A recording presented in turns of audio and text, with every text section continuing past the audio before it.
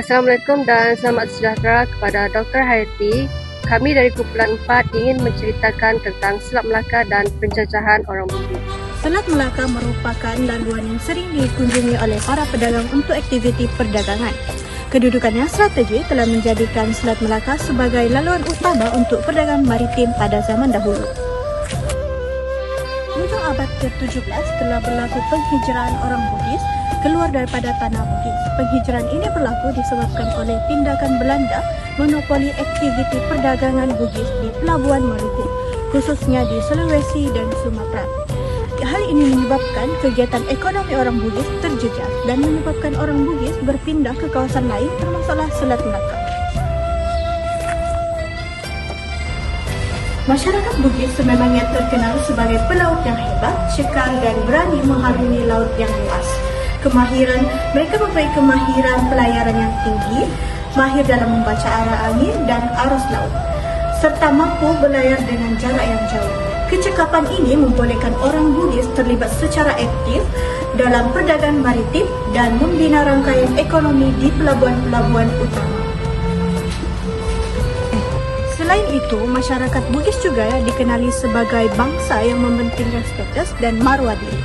Perjuangan orang Bugis untuk mencapai kejayaan dan kehidupan yang lebih baik berteraskan 3 strategi, iaitu strategi hujung lidah, hujung keris, dan hujung zuriat.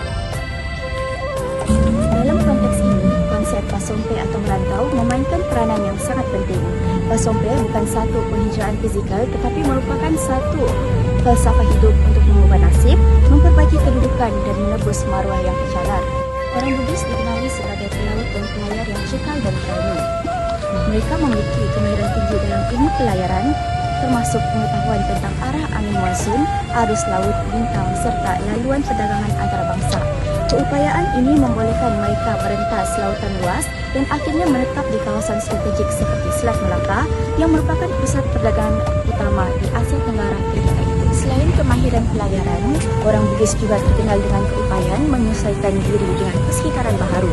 Mereka tidak hanya datang sebagai pedagang tetapi turut terlibat dalam politik, tempatan, keselamatan dan pentadbiran. Kejayaan ini diperkukuh melalui strategi 3 hujung yang menjadi pegangan masyarakat Bugis. Hujung lidah melambangkan kebijaksanaan mereka dalam berunding dan menjalin hubungan diplomatik dengan pemerintah tempatan. Hujung keris pula merujuk kepada keberanian mempertahankan maruah dan kepentingan mereka apabila dicabar. Manakala hujung zuriat menggambarkan strategi perkahwinan dengan golongan bangsawan tempatan bagi mengukuhkan kedudukan politik dan sosial.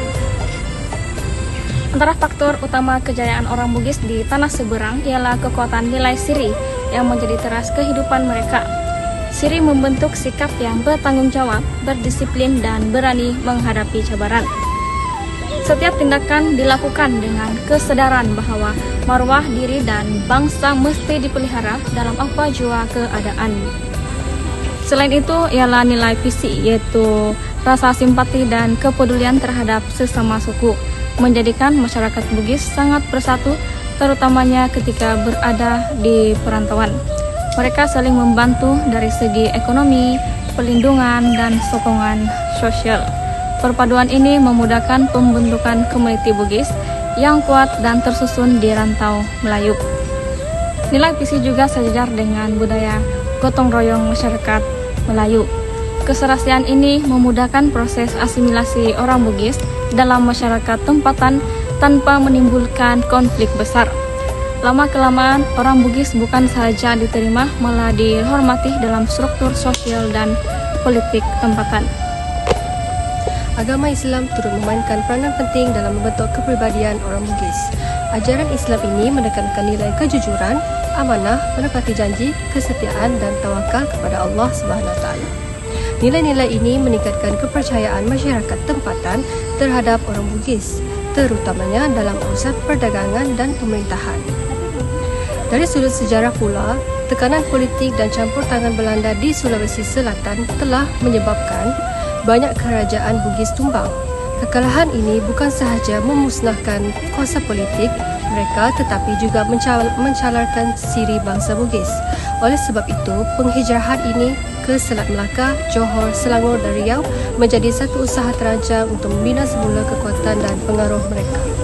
Kesimpulannya, Selat Melaka memainkan peranan yang penting dalam sejarah perantauan dan kebangkitan orang Bugis di Nusantara. Aktiviti Pasompe bukan sekadar penghijrahan tetapi satu usaha memulihkan maruah, membina kekuatan ekonomi dan mengukuhkan pengaruh politik. Pegangan teguh terhadap nilai siri, semangat perpaduan melalui PC serta kebijaksanaan strategi sosial dan politik menjadikan orang Bugis contoh bangsa yang cekal, berdaya tahan dan berprinsip tinggi. Sejarah orang Bugis di Selat Melaka wajar dihargai kerana ia menyumbangkan secara langsung kepada pembentukan sejarah dan identiti masyarakat di Malaysia pada hari ini.